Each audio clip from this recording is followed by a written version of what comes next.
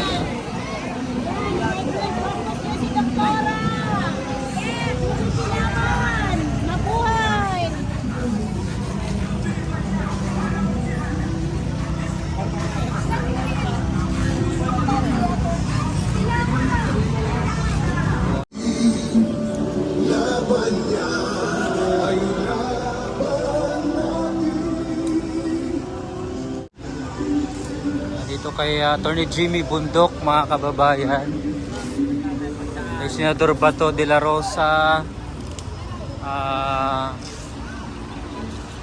yan dami pa pala, oh. Damdamin po dahil po na papansin na po niya hindi po kaya-aya na nangyayari sa ating gobyerno. Ma'am Lucy, ano po ang gusto nyong ipahatid sa kasalukuyang pamahalaan ngayon? Ipahatid kay Pangulong BBM na kailangan natin magkaisa at iwasan na natin mag-away-away dapat. Kailangan na po natin ibalik si Pangulong Duterte dahil taga-rito po siya po ay Pilipino. Anong masasabi mo sa gagawin nating rally sa araw na ito?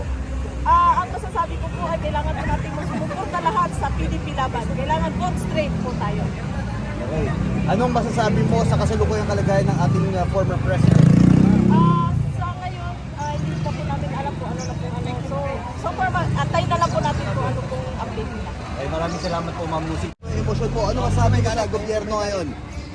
Sa masasabi ko sa gobyerno natin ngayon kaysa ng ating mga riders, sawan-sawa na po kami sa panggagago, sa lantarang nakawan na nangyayari sa gobyerno natin. Hindi lang to sa pinaglalaban natin, sa mahal natin kay Tatay Digong, hindi lang para sa kanya to. Para to bawat sa isa, mga kapwa ko Pilipino, taxpayer, simpleng mamamayan, na lantarang ninanakawan ng gobyernong ito. Yun lamang po masasabi ko. Okay, isa pang question. Ano ang gusto mong ipahatid sa bawat mamamayang Pilipino na dapat makiisa sa ating ginagawang mga simultaneous rally? Mga kapatid, pinapahatid ko sa inyo, itong laban na to, hindi to about sa kulay, kung anong kulay kayo, kung anong paniniwala to. About to para sa Pilipinas, sa kinabukasan ng bawat isa, ng inyong mga anak, ng inyong pamilya, para sa kanila tong pinaglalaban natin. Hindi na natin kaya ng 3 taon pa. Kaya sinasabihan ko sa iyo, umanib kayo sa amin, lumabas kayo dahil para sa inyo to, pinaglalaban namin, hindi para sa sarili namin, para sa lahat. Sa papaanong paraan nyo ipapakita? Diba kung meron mga silent protest sa abroad, hindi sila nagpapadala ng pera, meron naggagawa ng mga pagtitipon. Sa mga riders, paano nyo ipinapakita ang inyong ingay? Pinapakita po namin to sa pamamagitan ng pag-iingay namin gamit ang aming mga busina. No? Hinihikayat namin lahat ng dumadaan na kasabay namin sa kalsada, kapwa namin motorista, bumusina sila. Kalampagin natin yung mga bingis sa gobyerno, no? Yung mga bulag na hindi nakikita kung ano yung nangyayari sa pamahalaan natin ngayon. Yun lang po. Okay, maraming salamat sir. Ano po pangalan nila? Ako po si Renzo Teangco po. Ano po ang kanyang role sa riders na? Admin po ako sa sektor po ng Cavite.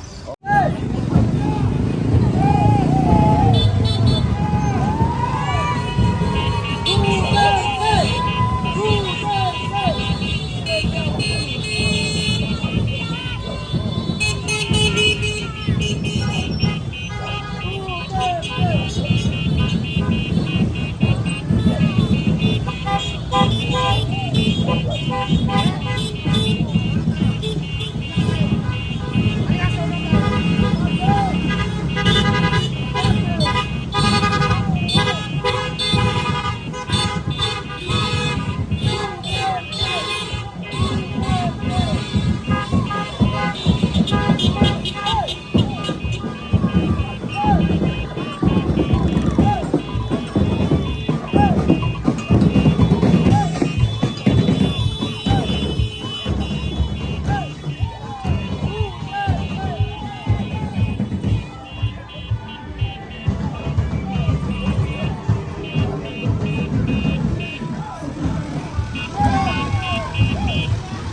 Ay,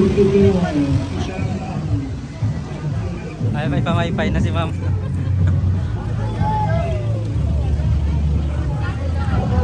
Si Atty. GP Hillo.